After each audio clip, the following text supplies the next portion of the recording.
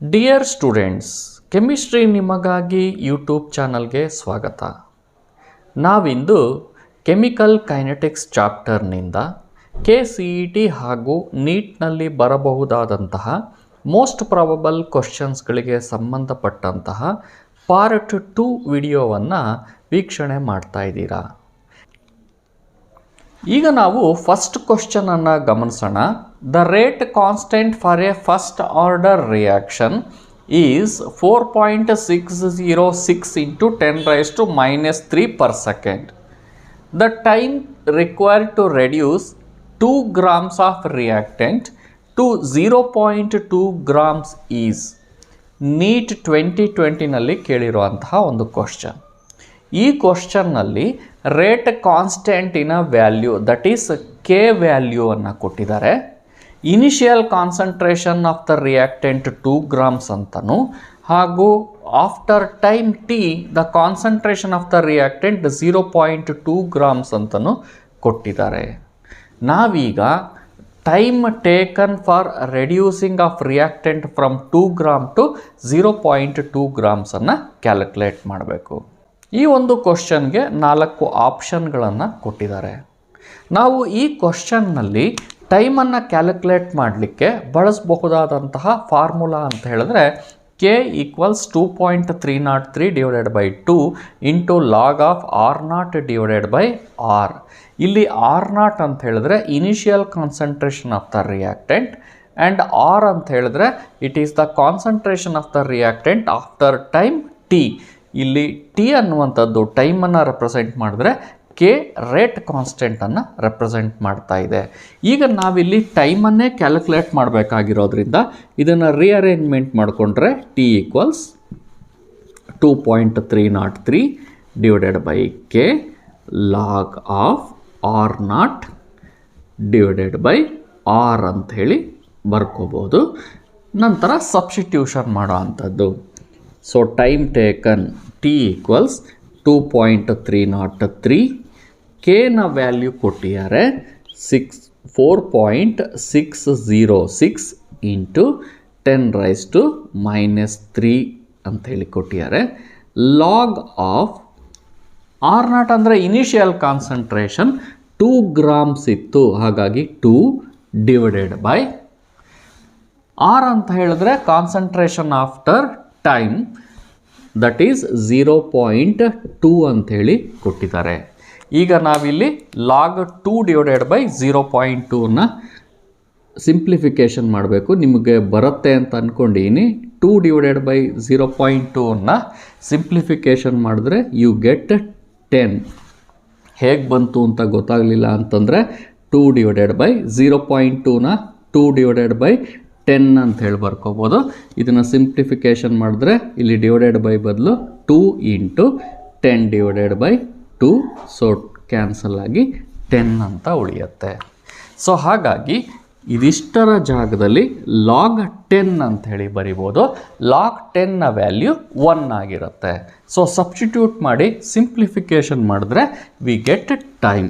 So therefore t equals 2.303 / 4.606 into 10⁻³ ಈಗ ನಾನಿಲ್ಲಿ ಹೇಳಿದಾಗೆ ಲಾಗ್ ಇದಿಷ್ಟು ವ್ಯಾಲ್ಯೂ 10 ಅಂತ ಬರೋದ್ರಿಂದ ಲಾಗ್ 10ನ ವ್ಯಾಲ್ಯೂ 1.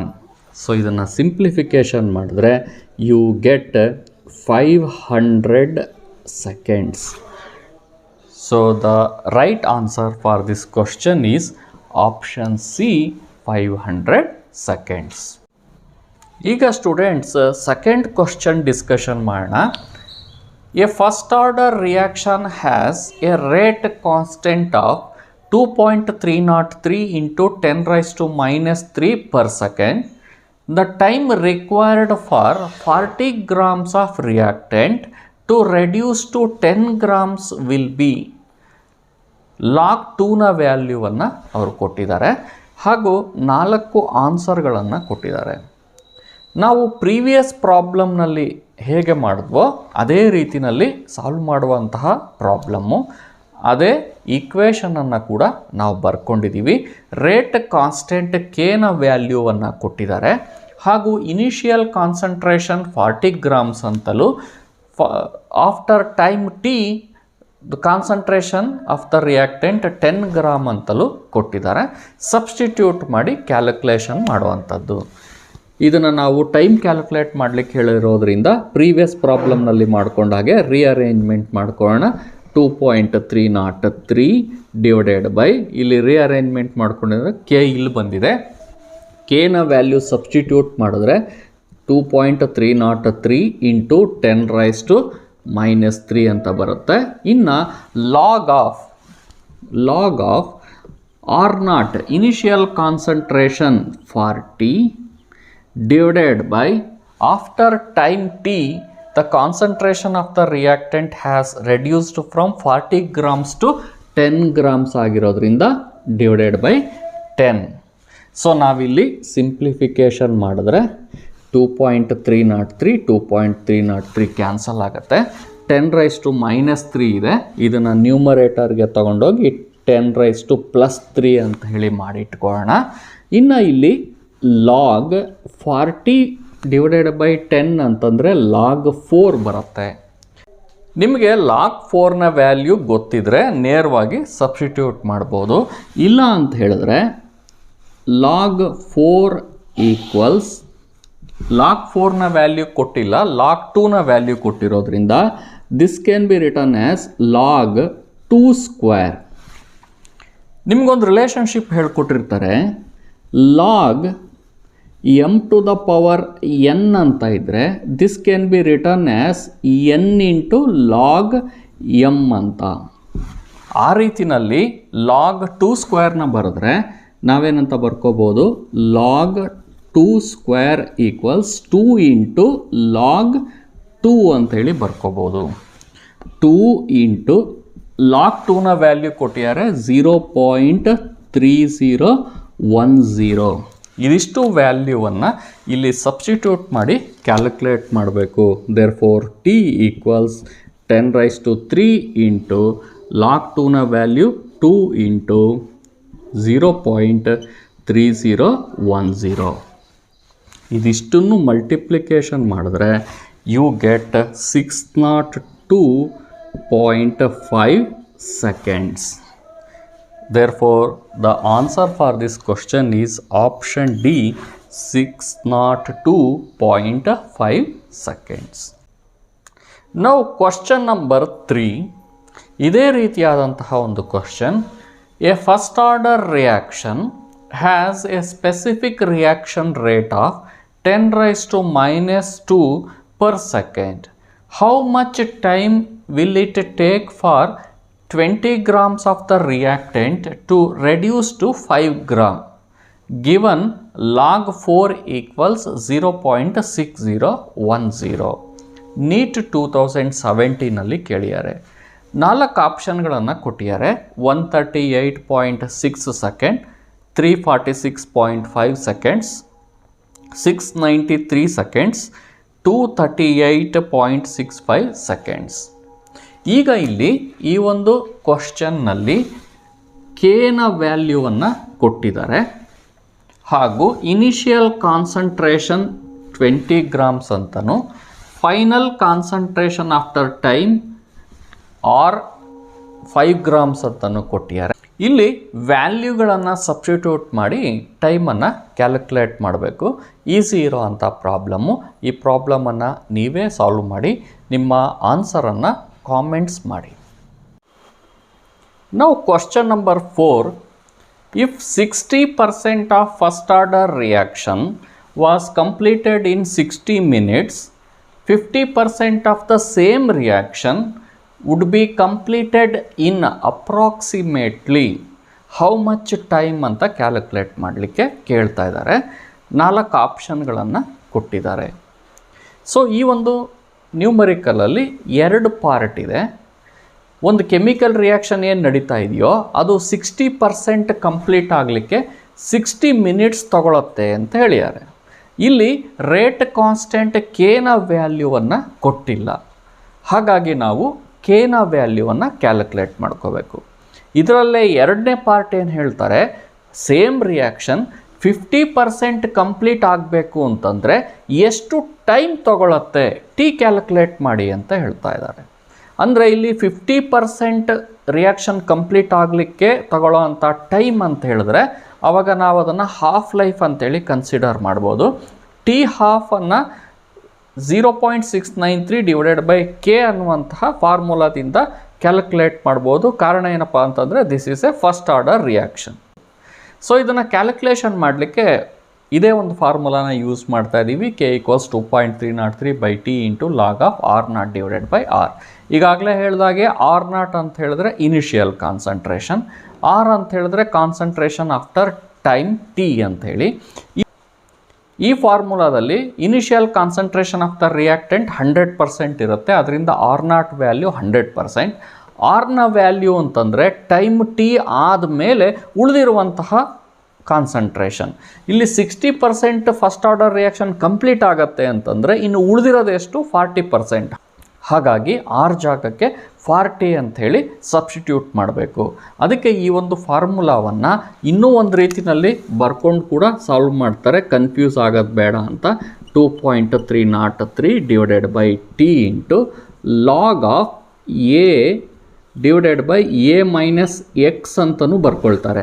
ಇಲ್ಲಿ ಎ ಅಂತ ಹೇಳಿದ್ರೆ ಇನಿಷಿಯಲ್ ಕಾನ್ಸಂಟ್ರೇಷನ್, ಎಕ್ಸ್ ಅಂತ ಹೇಳಿದ್ರೆ ಕಂಪ್ಲೀಟೆಡ್ ಕಾನ್ಸಂಟ್ರೇಷನ್.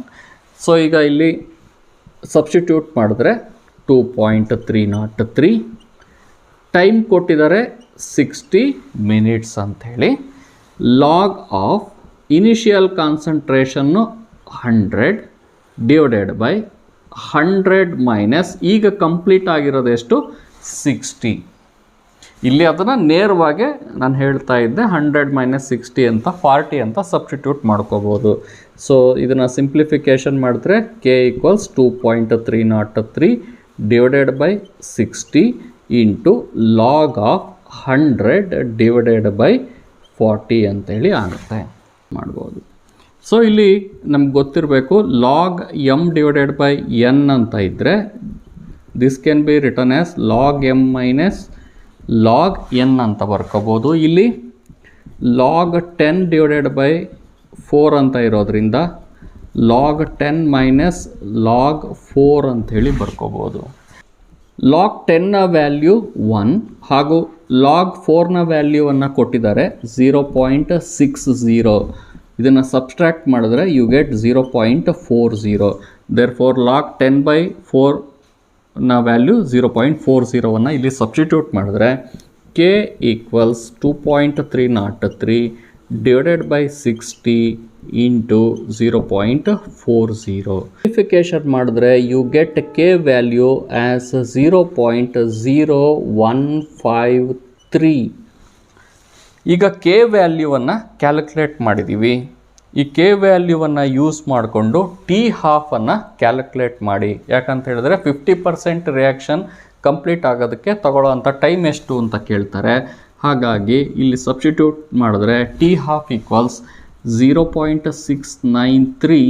ಈಗ ಕ್ಯಾಲ್ಕುಲೇಟ್ ಮಾಡಿದಂತಹ ರೇಟ್ ಕಾನ್ಸ್ಟೆಂಟ್ ವ್ಯಾಲ್ಯೂ 0.0153. ನಾವೀಗ ಟಿ ಹಾಫ್ನ ವ್ಯಾಲ್ಯೂವನ್ನು ಕ್ಯಾಲ್ಕುಲೇಟ್ ಮಾಡಿದ್ರೆ ಬರುತ್ತೆ 45 ಮಿನಿಟ್ಸ್. ಹಾಗಾಗಿ the right answer for this question is option A 45 minutes. Next question number 5. If the rate constant of a first order reaction is K, time required for the completion of 99% of the reaction is NEET 2019 ಕೇಳಿದ್ದಾರೆ. 4 ಆಪ್ಷನ್ಗಳನ್ನು ಕೊಟ್ಟಿದ್ದಾರೆ. So ನಾವೀಗ time required for completion of 99% of a first order ರಿಯಾಕ್ಷನನ್ನು calculate ಮಾಡಬೇಕು with rate constant as k. So ಈಗಾಗಲೇ ನಮಗೆ formula ಗೊತ್ತಿದೆ. T equals 2.303 divided by K into log a divided by A minus x ಅಥವಾ R0 divided by R ಅಂತ ಕೂಡ ಬರ್ಕೋಬೋದು. ನೇರವಾಗಿರುತ್ತದಷ್ಟೇ. T equals 2.303 divided by k log of a ಅಂದರೆ initial concentration 100, ಇಲ್ಲಿ 99% ಕಂಪ್ಲೀಷನ್ ಆಗ್ತಾ ಇರೋದ್ರಿಂದ ಎಕ್ಸ್ನ value 99.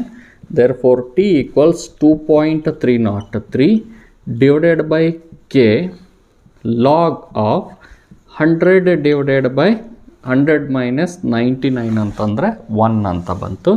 therefore t equals 2.303 divided by k into log 100 by 1 ಅಂತಂದರೆ 100, log 100ನ value 2.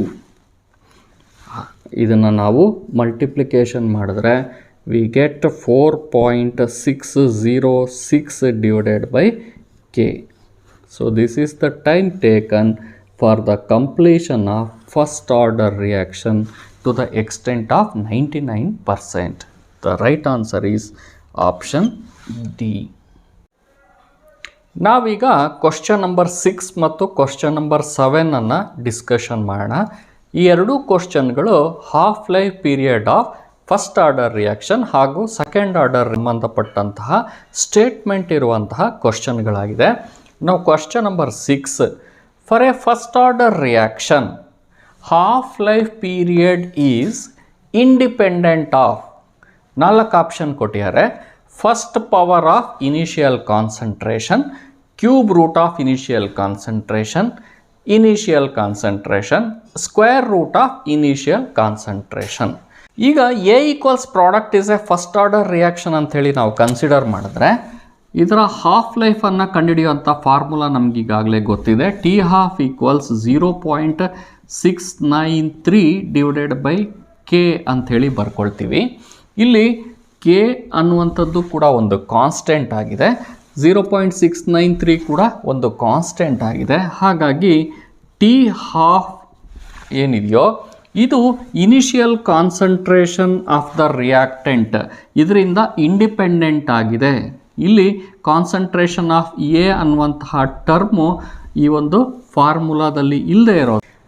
Half life period is independent of initial concentration of the reactant in first order reaction ಅನ್ನುವಂಥದ್ದು ಸರಿ ಇದೆ. ಹಾಗಾಗಿ option C is the right answer.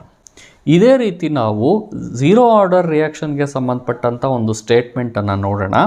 When the initial concentration of zero order reaction is doubled, the half life period is, NEET 2018 ಕೇಳಿದ್ದಾರೆ. ಹಾಫ್ಡ್ ಅಂದರೆ ಅರ್ಧ ಆಗುತ್ತೆ, doubled ಅಂದರೆ double ಆಗುತ್ತೆ, ಟ್ರಿಪಲ್ಡ್ ಅಂದರೆ 3 times ಆಗುತ್ತೆ, ರಿಮೈನ್ಸ್ ಅನ್ಚೇಂಜ್ಡ್ ಅಂಥೇಳಿ ಕೊಟ್ಟಿದ್ದಾರೆ. ಈಗ ನಮಗೆ ಝೀರೋ ಆರ್ಡರ್ ರಿಯಾಕ್ಷನ್ಗೆ ಸಂಬಂಧಪಟ್ಟ ಹಾಗೆ ಬರ್ಕೊಡ್ರೆ t half equals concentration of reactant that is R0 divided by 2K ಅಂಥೇಳಿ ಬರ್ಕೊಳ್ತೀವಿ. ಸೊ ಇಲ್ಲಿ ನಾವು ಗಮನಿಸ್ರಿ, ಈ 2 ಅನ್ನುವಂಥದ್ದು ಒಂದು ಕಾನ್ಸ್ಟೆಂಟ್ ಆಯಿತು, ಕೆ ಅನ್ನುವಂಥದ್ದು ಕಾನ್ಸ್ಟೆಂಟ್ ಆಯಿತು. ಇಲ್ಲಿ ಈ ಒಂದು ಫಾರ್ಮುಲಾ ಪ್ರಕಾರ half life of zero order reaction is directly proportional to initial concentration ಅಂತ ಹೇಳಿ ಬರ್ಕೊಂಡಾಗತ್ತೆ. ಯಾಕಂತಂದರೆ 2 ಮತ್ತು ಕೆ ಕಾನ್ಸ್ಟೆಂಟ್ ಆಗಿರೋದ್ರಿಂದ ಅದನ್ನು ಗಣನೆಗೆ ತೊಗೊಂಡಿಲ್ಲ. ಈಗಿಲ್ಲಿ ಕ್ವಶನಲ್ಲಿ ಹೇಳ್ತಾ ಇದ್ದಾರೆ when the initial concentration of zero order reaction is doubled, ಅಂದರೆ R0 ಇದ್ದಿದ್ದನ್ನು 2R0 ಮಾಡಿದ್ರೆ ಆಟೋಮೆಟಿಕ್ಕಾಗಿ ಹಾಫ್ ಲೈಫ್ ಪೀರಿಯಡ್ ಕೂಡ ಅದರ ಡಬಲ್ ಆಗಬೇಕು. ಯಾಕಂತಂದರೆ ಡೈರೆಕ್ಟ್ ರಿಲೇಷನ್ಶಿಪ್ ಇದೆ. ಹಾಗಾಗಿ ಈ ಒಂದು ಕ್ವಶನ್ಗೆ ಆನ್ಸರ್ ಏನಪ್ಪ ಅಂದರೆ when the initial concentration of zero order reaction is doubled, the half life period also doubles. ಈ ಒಂದು ಕಾನ್ಸೆಪ್ಟ್ನ ಮೇಲೆ ಇರುವಂತಹ ಇನ್ನೊಂದು question number 8, when the initial concentration of the reactant is doubled, its half life is not affected, the order of the reaction is, 4 option ಕೊಟ್ಟಿದ್ದಾರೆ. Second order, more than 0 but less than 1 ಅಂದರೆ fraction ಆಗಿರುತ್ತೆ. Option number C 0 ಮತ್ತು first order ಅಂಥೇಳಿ ಕೇಳಿದ್ದಾರೆ. So ಇಲ್ಲಿ ಕ್ವಶನ್ನಲ್ಲಿ ಏನಂತ ಹೇಳಿದ್ದಾರೆ, ಒಂದು ರಿಯಾಕ್ಷನ್ನಿನ ಇನಿಷಿಯಲ್ ಕಾನ್ಸಂಟ್ರೇಷನ್ನ ಡಬಲ್ ಮಾಡಿದ್ರೂ ಕೂಡ ಹಾಫ್ ಲೈಫು ಯಾವುದೇ ರೀತಿಯಲ್ಲಿ ಅಫೆಕ್ಟ್ ಆಗೋಲ್ಲ. ನಾವು ಈಗಿನ್ನೂ ಡಿಸ್ಕಷನ್ ಮಾಡಿದ್ವಿ, t half that is half life period for first order reaction is calculated by the formula T12 = 0.693 divided by k. ಈ ಒಂದು ಫಾರ್ಮುಲಾದಲ್ಲಿ ನಮಗೆ ಗೊತ್ತಾಗ್ತಾ ಇದೆ half life period of first order ರಿಯಾಕ್ಷನ್ನಲ್ಲಿ 0.693 ಅಂದರೂ ಕಾನ್ಸ್ಟೆಂಟು, ಕೆ ಅಂದರೂ ಕಾನ್ಸ್ಟೆಂಟ್ ಅಂತಂದರೆ T12 for first order reaction constant ಆಗಿರುತ್ತೆ. It does not depend upon the initial concentration. ಹಾಗಾಗಿ ಇನಿಷಿಯಲ್ ಕಾನ್ಸಂಟ್ರೇಷನ್ ಡಬಲ್ ಮಾಡಿದ್ರೂ ಹಾಫ್ ಲೈಫು ಚೇಂಜ್ ಆಗ್ತಾ ಇಲ್ಲ ಅಂತಂದಮೇಲೆ that must be a first order reaction. ಈಗ ನಾವು ಮುಂದಿನ ಪ್ರಾಬ್ಲಮ್ಗಳನ್ನು ಸಾಲ್ವ್ ಮಾಡೋದಕ್ಕಿಂತ ಮೊದಲು half life period of zero order reaction ಮತ್ತು ಫಸ್ಟ್ ಆರ್ಡರ್ ರಿಯಾಕ್ಷನನ್ನು ಈ ಒಂದು ಲೈನ್ ಡಯಾಗ್ರಾಮಲ್ಲಿ ಹೇಗೆ ನೆನ್ಪಿಟ್ಕೊಳ್ಳೋ ಅಂಥದ್ದು, ಈಸಿಯಾಗಿ ಸಾಲ್ವ್ ಮಾಡುವಂತಹ ಟ್ರಿಕ್ಕನ್ನು ತಿಳ್ಕೊಂಡು ಮುಂದಿನ ಕ್ವಶನನ್ನು ಸಾಲ್ವ್ ಮಾಡೋಣ.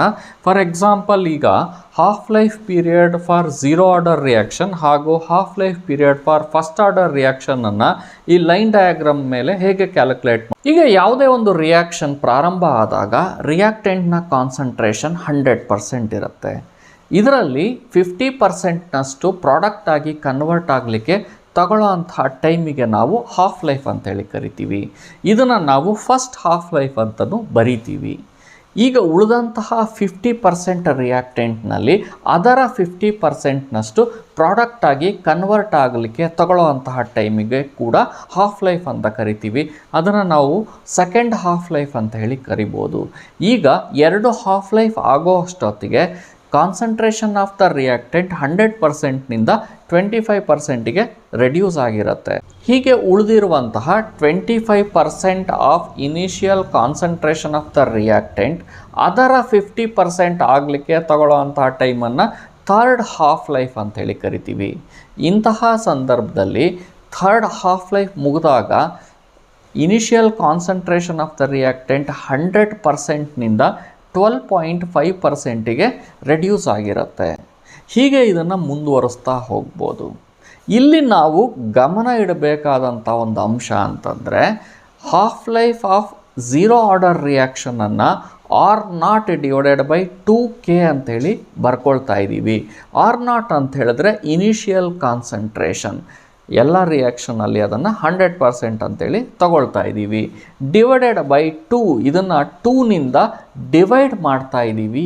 ಯಾವುದೋ ಒಂದು ರಿಯಾಕ್ಷನ್ನಲ್ಲಿ 100% ರಿಯಾಕ್ಟೆಂಟ್ ಏನಿತ್ತೋ ಅದರ ಕಾನ್ಸಂಟ್ರೇಷನ್ 50%ನಷ್ಟು ಕನ್ವರ್ಟ್ ಆಗಲಿಕ್ಕೆ ಫಾರ್ ಎಕ್ಸಾಂಪಲ್ 20 ಮಿನಿಟ್ ತಗೊಂಡಿದ್ದರೆ ಈಗ ಅದರ ಕಾನ್ಸಂಟ್ರೇಷನ್ 50%ನಿಂದ 25% ಕನ್ವರ್ಷನ್ ಆಗೋದಕ್ಕೆ ತಗೊಳ್ಳುವಂತಹ ಟೈಮ್ ಎಷ್ಟು ಅಂತ ನಾವು ಕ್ಯಾಲ್ಕುಲೇಟ್ ಮಾಡಬೇಕು ಅಂದರೆ ಈ ಫಾರ್ಮುಲಾದ ಪ್ರಕಾರ ಬೈ 2 ಟೈಮನ್ನು ತಗೊಳುತ್ತೆ. ಅಂದರೆ ಫಸ್ಟ್ ಹಾಫ್ ಲೈಫಿಗೆ 20 ಮಿನಿಟನ್ನು ತಗೊಂಡಿದ್ರೆ ಸೆಕೆಂಡ್ ಹಾಫ್ ಲೈಫಿಗೆ 20/2 ಅಂತ ಹೇಳಿದ್ರೆ 10 ಮಿನಿಟ್ನಲ್ಲಿ ಕನ್ವರ್ಟ್ ಆಗುತ್ತೆ.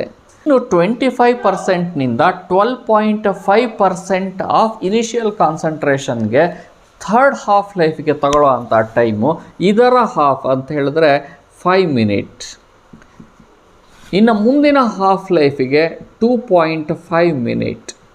ಈ ರೀತಿಯಲ್ಲಿ ಬರ್ಕೊಳ್ತಾ ಹೋಗ್ಬೋದು. ಇದೇ ಒಂದು ಕಾನ್ಸೆಪ್ಟನ್ನು ನಾವು ಫಸ್ಟ್ ಆರ್ಡರ್ ರಿಯಾಕ್ಷನ್ಗೆ ಅಪ್ಲೈ ಮಾಡಿದ್ರೆ ಫಸ್ಟ್ ಆರ್ಡರ್ ರಿಯಾಕ್ಷನ್ನ ಹಾಫ್ ಲೈಫನ್ನು T12 = 0.693 ಡಿವೈಡೆಡ್ ಬೈ ಕೆ ಅಂತ ಹೇಳಿ ನಾವು ಕ್ಯಾಲ್ಕುಲೇಟ್ ಮಾಡೋದ್ರಿಂದ ಇಲ್ಲಿ half life of first order reaction is independent of initial concentration. ಹಾಗಾಗಿ 100% ರಿಯಾಕ್ಟೆಂಟು 50% ಆಗಿ ಕನ್ವರ್ಟ್ ಆಗಲಿಕ್ಕೆ 20 ಮಿನಿಟನ್ನು ತಗೊಂಡ್ರೆ ಉಳಿದಿರುವಂಥ 50% ರಿಯಾಕ್ಟೆಂಟು ಅದರ 50%ನಷ್ಟು ಕನ್ವರ್ಷನ್ ಆಗೋದಕ್ಕೆ ತಗೊಳ್ಳೋಂಥ ಟೈಮಿಗೆ ನಾವು ಸೆಕೆಂಡ್ ಹಾಫ್ ಲೈಫ್ ಅಂತ ಕರಿತೀವಿ. ಅದು ಕೂಡ 20 ಮಿನಿಟೇ ಆಗಿರುತ್ತೆ. ನಾವಿಲ್ಲಿ ಗಮನಿಸಿದ್ರೆ ಝೀರೋ ಆರ್ಡರ್ ಮತ್ತು ಫಸ್ಟ್ ಆರ್ಡರ್ ರಿಯಾಕ್ಷನ್ನಲ್ಲಿ ಹಾಫ್ ಲೈಫನ್ನು ಬರ್ಕೊಳ್ತಾ ಹೋದರೆ ಝೀರೋ ಆರ್ಡರ್ ರಿಯಾಕ್ಷನ್ನಲ್ಲಿ ಹಾಫ್ ಲೈಫ್ನ ಟೈಮು ಬೈ 2ನಿಂದ ರೆಡ್ಯೂಸ್ ಆಗ್ತಾ ಹೋಗುತ್ತೆ. ಆದರೆ ಫಸ್ಟ್ ಆರ್ಡರ್ ರಿಯಾಕ್ಷನಲ್ಲಿ ಥ್ರೂಔಟ್ ರಿಯಾಕ್ಷನ್ ಹಾಫ್ ಲೈಫ್ನ ಟೈಮು ಸೇಮ್ ಇರುತ್ತೆ. ಈ ಒಂದು ಕಾನ್ಸೆಪ್ಟನ್ನು ನೆನ್ಪಿಟ್ಕೊಂಡು ಮುಂದಿನ ನ್ಯೂಮರಿಕಲ್ಗಳನ್ನು ಸಾಲ್ವ್ ಮಾಡೋಣ.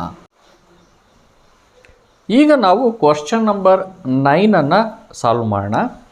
A reaction is 50% complete in 2 hours. ಅಂದರೆ 2 hours is the half-life period of a reaction and 75% complete in 4 hours. The order of the reaction is 4 option ಕೊಟ್ಟಿದ್ದಾರೆ. First order, second order, third order and zero order. Karnataka NEET 2013ನಲ್ಲಿ ಈ ಒಂದು ಕ್ವಶನನ್ನು ಕೇಳಿದ್ದಾರೆ. So ಈಗ ನಾವಿಲ್ಲಿ ರಿಲೇಷನ್ಶಿಪ್ಪನ್ನು ಗಮನಿಸಿದ್ರೆ 50% reaction complete ಆಗೋದಕ್ಕೆ it takes 2 hours ಮತ್ತು 75% ಕಂಪ್ಲೀಟ್ ಆಗಲಿಕ್ಕೆ ಇಟ್ ಟೇಕ್ಸ್ ಅಬೌಟ್ 4 hours. ಅಂದರೆ ನಾವಿಲ್ಲಿ ರಿಲೇಷನ್ಶಿಪ್ಪನ್ನು ಏನಂತ ಬರಿಬೋದು, T75 ಅಂದರೆ 75% ಕಂಪ್ಲೀಟ್ ಆಗಲಿಕ್ಕೆ ಏನು ಟೈಮ್ ತೊಗೊಳ್ತಾ ಇದೆಯೋ ಇದು 4 hours ಆಗಿರೋದ್ರಿಂದ, ಹಾಗೂ 50% ಕಂಪ್ಲೀಟ್ ಆಗೋದಕ್ಕೆ ಏನು ಟೈಮ್ ತಗೊಳ್ತಾ ಇದೆಯೋ ಇದು 2 hours ಅಂತ ಹೇಳಿ ಕೊಟ್ಟಿದ್ದಾರೆ. ಇವೆರಡರ ನಡುವೆ ಇರುವಂಥ ರಿಲೇಷನ್ಶಿಪ್ಪನ್ನು ಗಮನಿಸಿದ್ರೆ T75 equals 2 into time taken for completion of 50% ಅಂಥೇಳಿ ನಾವು ಗಮನಿಸ್ಬೋದು. ಯಾಕಂತ ಹೇಳಿದ್ರೆ ಇದು 2 ಅಂತ ಬರ್ಕೊಂಡ್ರೆ ರಿಲೇಷನ್ಶಿಪ್ಪು ಈಕ್ವಲ್ ಆಗುತ್ತೆ. 75% ಅಷ್ಟು ರಿಯಾಕ್ಷನ್ ಕಂಪ್ಲೀಟ್ ಆಗಲಿಕ್ಕೆ ಎಷ್ಟು ಟೈಮ್ ಬೇಕೋ ಅದು 50% ರಿಯಾಕ್ಷನ್ ಕಂಪ್ಲೀಟ್ ಆಗೋದಕ್ಕೆ ಬೇಕಾದಂಥ ಟೈಮಿನ 2 times ಇದೆ ಅಂತ ಹೇಳಿಬಿಟ್ಟು ಕ್ವಶನಲ್ಲಿ ಕೊಟ್ಟಿದ್ದಾರೆ. ನಾವಿಲ್ಲಿ ರಿಯಾಕ್ಷನಲ್ಲಿ ಗಮನಿಸ್ರಿ, ರಿಯಾಕ್ಷನ್ ಪ್ರಾರಂಭ ಆದಾಗ 0% ಅಷ್ಟು ಕನ್ವರ್ಷನ್ ಆಗಿತ್ತು ರಿಯಾಕ್ಟೆಂಟು. ಒಂದು ಹಾಫ್ ಆಗೋಷ್ಟೊತ್ತಿಗೆ 50% ಅಷ್ಟು ರಿಯಾಕ್ಟೆಂಟ್ ಕನ್ವರ್ಟ್ ಆಯಿತು. ಸೆಕೆಂಡ್ ಹಾಫ್ ಆಗೋಷ್ಟೊತ್ತಿಗೆ 75% ಅಷ್ಟು ರಿಯಾಕ್ಟೆಂಟ್ ಕನ್ವರ್ಟ್ ಆಯಿತು. ಇದಕ್ಕೆ 2 ಹಾಫ್ ಲೈಫನ್ನು ತಗೊಂಡಿದೆ. ಟೋಟಲ್ ಟೈಮ್ ಎಷ್ಟು ತೊಗೊಂಡಿದೆ ಅಂದರೆ ಫಸ್ಟ್ ಹಾಫ್ ಲೈಫಿಗೆ 2 hours, ಸೆಕೆಂಡ್ ಹಾಫ್ ಲೈಫಿಗೆ 1 hours, ಟೋಟಲ್ 2 + 1 3 hours ತಗೊಂಡಿದೆ. ಕನ್ವರ್ಷನ್ T75% ಅಷ್ಟು ಕನ್ವರ್ಷನ್ಗೆ 3 hours ತಗೊಂಡಿದೆ. ಇನ್ನು 50% ಕನ್ವರ್ಷನ್ಗೆ ಎಷ್ಟು ಟೈಮನ್ನು ತಗೊಂಡಿದೆ, ಇಲ್ಲಿ ಕೇವಲ 2 hours ತಗೊಂಡಿದೆ. ಸೊ 3 ಮತ್ತು 2 ತಗೊಂಡ್ರೆ 2 times ಇಲ್ಲ. ಇನ್ನು ಇಲ್ಲಿ ಫಸ್ಟ್ ಆರ್ಡರ್ ರಿಯಾಕ್ಷನ್ಗೆ ಬಂದರೆ ನಾವು ಫಸ್ಟ್ ಆರ್ಡರ್ ರಿಯಾಕ್ಷನಲ್ಲೂ ಇದೇ ಥರ ಲಾಜಿಕನ್ನು ಬಳಸ್ಕೊಂಡ್ರೆ ಫಸ್ಟ್ ಹಾಫ್ ಲೈಫಿಗೆ 2 hours ತಗೊಂಡಿದೆ. ಇಲ್ಲಿ half life is independent of initial concentration ಆಗಿರೋದ್ರಿಂದ ಸೆಕೆಂಡ್ ಹಾಫಿಗೂ ಕೂಡ 2 hours ತಗೊಳುತ್ತೆ. ಸೊ ಇಲ್ಲಿ ಇದೇ ಥರದ ಲಾಜಿಕ್ ಬರ್ಕೊಂಡ್ರೆ T75 time taken for completion of 75% should be equal to 2 into time taken for completion of 50% ಆಗಿದೆ ಅಂತ ಹೇಳಿ ಕೊಟ್ಟಿದ್ದಾರೆ ಈ ರಿಯಾಕ್ಷನಲ್ಲಿ. ಇಲ್ಲಿ ನಾವು ನೋಡೋಣ, T75 ಅಷ್ಟು ಕನ್ವರ್ಷನ್ ಆಗಬೇಕು ಅಂದರೆ 2 ಹಾಫ್ ಲೈಫು, 2 + 2 ಅಂತಂದರೆ 4 hours ಈಕ್ವಲ್ಸ್ 2 into 50% ಕನ್ವರ್ಷನ್ ಆಗೋದಕ್ಕೆ ಟೈಮ್ ಟೇಕನ್ 2 hours. ಸೊ ಇಲ್ಲಿ 4 = 4 ಅಂತ ಬರುತ್ತೆ. ಈ ಒಂದು ಕ್ಯಾಲ್ಕುಲೇಷನ್ನ ಗಮನಿಸಿದ್ರೆ T75 = 2 into T50 ಅಂತ ಹೇಳಿ ಬರ್ತಾ ಇದೆ. ಆದ್ದರಿಂದ the given reaction is a first order reaction. ಹಾಗಾಗಿ the right answer is option A, first order reaction. Now question number 10. The half life period of a certain enzyme catalyzed reaction is 138 seconds. The time required for the concentration of the substance to fall from 1.28 milligram per liter to 0.04 milligram per liter is. 4 ಆಪ್ಷನನ್ನು ಕೊಟ್ಟಿದ್ದಾರೆ. ಅಂದರೆ initial concentration of the reactant ಕೊಟ್ಟಿದ್ದಾರೆ 1.28 milligram per liter ಅಂತ, ಮತ್ತು final concentration ಕ್ಯಾಲ್ಕುಲೇಷನಲ್ಲಿ 0.04 milligram per liter ಅಂಥೇಳಿ ಕೊಟ್ಟಿದ್ದಾರೆ. Half life period of this reaction is 138 seconds ಅಂತೇಳಿ ಕೇಳಿದ್ದಾರೆ. ಹಾಗಿದ್ದರೆ 1.28 milligram per liter ಇಂದ 0.04 milligram per liter ಅಷ್ಟು ಕಾನ್ಸಂಟ್ರೇಷನ್ಗೆ ರೆಡ್ಯೂಸ್ ಆಗಲಿಕ್ಕೆ ಎಷ್ಟು ಟೈಮ್ ತಗೊಳುತ್ತೆ ಅಂತ ಕ್ಯಾಲ್ಕುಲೇಟ್ ಮಾಡಿ ಅಂತ ಕೇಳ್ತಾ ಇದ್ದಾರೆ. ಸೊ ಈಗ ನಮಗೆ ಹಾಫ್ ಲೈಫ್ ಕೊಟ್ಟಿರೋದ್ರಿಂದ ಅದನ್ನು ನಾವು ಯೂಸ್ ಮಾಡಿ ಕ್ಯಾಲ್ಕುಲೇಷನನ್ನು ಮಾಡೋಣ. ಈಗ ಮೊದಲು 100% ಇದೆ, ಆಗ 1.28 milligram per liter ಇರುತ್ತೆ. ಒಂದು ಹಾಫ್ ಲೈಫ್ ಆಗೋ ಅಷ್ಟೊತ್ತಿಗೆ ಇದರ ಅರ್ಧ ಆಗಿರಬೇಕು, 0.64 ಮಿಲಿಗ್ರಾಮ್ ಪರ್ ಲೀಟರ್ ಆಗಿರುತ್ತೆ. ಎರಡನೇ ಹಾಫ್ ಲೈಫ್ ಆಗೋ ಅಷ್ಟೊತ್ತಿಗೆ ಇದರ ಹಾಫ್ ಅಂತ ಹೇಳಿದ್ರೆ 0.32 ಮಿಲಿಗ್ರಾಮ್ ಪರ್ ಲೀಟರ್ ಆಗಿರುತ್ತೆ. ಇನ್ನು 0.16 ಮಿಲಿಗ್ರಾಮ್ ಪರ್ ಲೀಟರ್ ಆಗಿರುತ್ತೆ. ಫೋರ್ತ್ ಹಾಫ್ ಲೈಫ್ ಅಂತ ಹೇಳಿದ್ರೆ 16ನ ಹಾಫ್ ಅಂತ ಹೇಳಿದ್ರೆ 0.08 ಮಿಲಿಗ್ರಾಮ್ಸ್ ಪರ್ ಲೀಟರ್.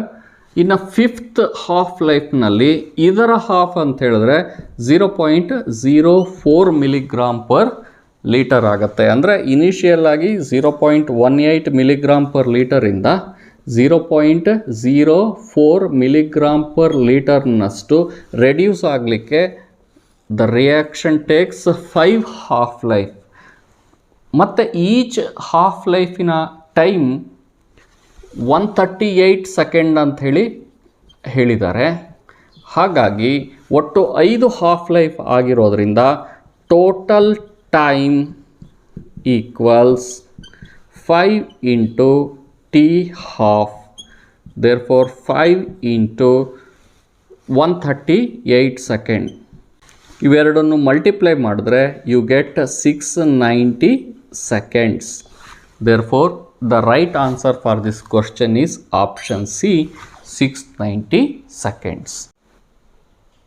ಈಗ ನಾವು ಲೈನ್ ಡಯಾಗ್ರಾಮ್ನಲ್ಲಿ ಹಾಫ್ ಲೈಫ್ ಪೀರಿಯಡನ್ನು ಕ್ಯಾಲ್ಕುಲೇಟ್ ಮಾಡುವಂತಹ ಏನು ನ್ಯೂಮರಿಕಲನ್ನು ಮಾಡಿದ್ವೋ ಅದೇ ರೀತಿಯಾದಂತಹ ಒಂದು ಪ್ರಾಬ್ಲಮ್, ಆದರೆ ಸ್ವಲ್ಪ ಭಿನ್ನವಾಗಿರುವಂತಹ ಪ್ರಾಬ್ಲಮ್ಮು ನೋಡೋಣ. Question number 11. If 90% of first order reaction completes in 40 minutes, what is the time taken for 99% completion of reaction? 4 ಆಪ್ಷನ್ಗಳನ್ನು ಕೊಟ್ಟಿದ್ದಾರೆ. 60 ಮಿನಿಟ್ಸ್, 80 ಮಿನಿಟ್ಸ್, 100 ಮಿನಿಟ್ಸ್, 120 ಮಿನಿಟ್ಸ್. ಈ ಪ್ರಾಬ್ಲಮ್ನಲ್ಲಿ ಹಾಫ್ ಲೈಫನ್ನು ಕೊಟ್ಟಿಲ್ಲ. 90% ರಿಯಾಕ್ಷನ್ ಕಂಪ್ಲೀಟ್ ಆಗಲಿಕ್ಕೆ ತಗೊಳ್ಳೋವಂಥ ಟೈಮನ್ನು ಕೊಟ್ಟಿದ್ದಾರೆ, ಹಾಗೂ 99% ರಿಯಾಕ್ಷನ್ ಕಂಪ್ಲೀಟ್ ಆಗೋದಕ್ಕೆ ಬೇಕಾದಂತಹ ಟೈಮನ್ನು ಕ್ಯಾಲ್ಕುಲೇಟ್ ಮಾಡಿ ಅಂತ ಹೇಳಿದ್ದಾರೆ. ಇಂಥ ಸಂದರ್ಭದಲ್ಲಿ ಸ್ವಲ್ಪ ಭಿನ್ನವಾಗಿ ನಾವು ಬರ್ಕೋಬೇಕಾಗತ್ತೆ. ಪ್ರಾರಂಭದಲ್ಲಿ ಯಾವುದೇ ಒಂದು ರಿಯಾಕ್ಟೆಂಟ್ 100% ಇರುತ್ತೆ. ಈಗ ಹಾಫ್ ಲೈಫನ್ನು ಬರ್ಕೊಳ್ಳೋದ್ರ ಬದಲು ಈ ಒಂದು ರಿಯಾಕ್ಟೆಂಟಿನ ಕಾನ್ಸಂಟ್ರೇಷನ್ 10% ಮಾತ್ರ ಉಳಿಲಿಕ್ಕೆ ಬೇಕಾದಂಥ ಟೈಮನ್ನು ಬರ್ಕೊಳ್ಳೋಣ. ಯಾಕಂತ ಹೇಳಿದ್ರೆ ನಮಗೆ 90% ರಿಯಾಕ್ಷನ್ ಕಂಪ್ಲೀಟ್ ಆಗಲಿಕ್ಕೆ ತಗೊಳ್ಳೋ ಅಂಥ ಟೈಮನ್ನು ಕೊಟ್ಟಿದ್ದಾರೆ.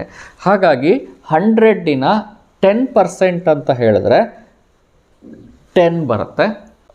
10% ಅಂತ ಹೇಳಿದ್ರೆ 1 ಬರುತ್ತೆ. 1ನ 10% ಅಂತ ಹೇಳಿದ್ರೆ 0.1 ಅಂಥೇಳಿ ಬರುತ್ತೆ. ಈಗ 100% ರಿಯಾಕ್ಟೆಂಟ್ ಇದ್ದಿದ್ದು ರಿಯಾಕ್ಷನಲ್ಲಿ ಪಾರ್ಟಿಸಿಪೇಟ್ ಮಾಡಿ ಪ್ರಾಡಕ್ಟ್ ಆಗಿ ಕನ್ವರ್ಟ್ ಆಗಿ ಇನ್ನು ಕೇವಲ 10% ಮಾತ್ರ ರಿಯಾಕ್ಟೆಂಟ್ ಉಳ್ಕೊಂಡಿದೆ ಅಂತ ಹೇಳಿದ್ರೆ 90%ನಷ್ಟು ರಿಯಾಕ್ಷನ್ ಕಂಪ್ಲೀಟ್ ಆಗಿದೆ ಅಂತ ಅರ್ಥ. ಪ್ರಾರಂಭದಲ್ಲಿ 0% ಅಷ್ಟು ರಿಯಾಕ್ಷನ್ ಕಂಪ್ಲೀಟ್ ಆಗಿತ್ತು, ಈಗ 90% ಅಷ್ಟು ರಿಯಾಕ್ಷನ್ ಕಂಪ್ಲೀಟ್ ಆಗಿದೆ. ಈಗ 100% ರಿಯಾಕ್ಟೆಂಟ್ ಇತ್ತು, ಈಗ ಬರೀ 1% ಇದೆ ಉಳಿದಿದೆ ಅಂತ ಹೇಳಿದ್ರೆ 99% ರಿಯಾಕ್ಷನ್ ಕಂಪ್ಲೀಟ್ ಆಗಿದೆ ಅಂತ ಅರ್ಥ. ಪ್ರಾರಂಭದಲ್ಲಿ 100% ರಿಯಾಕ್ಟೆಂಟ್ ಇದ್ದು ಈಗ ಕೇವಲ 0.1% ಅಷ್ಟೇ ರಿಯಾಕ್ಟೆಂಟ್ ಉಳಿದಿದೆ ಅಂತ ಹೇಳಿದ್ರೆ ರಿಯಾಕ್ಷನ್ 99.9% ಕಂಪ್ಲೀಟ್ ಆಗಿದೆ ಅಂತ ಅರ್ಥ.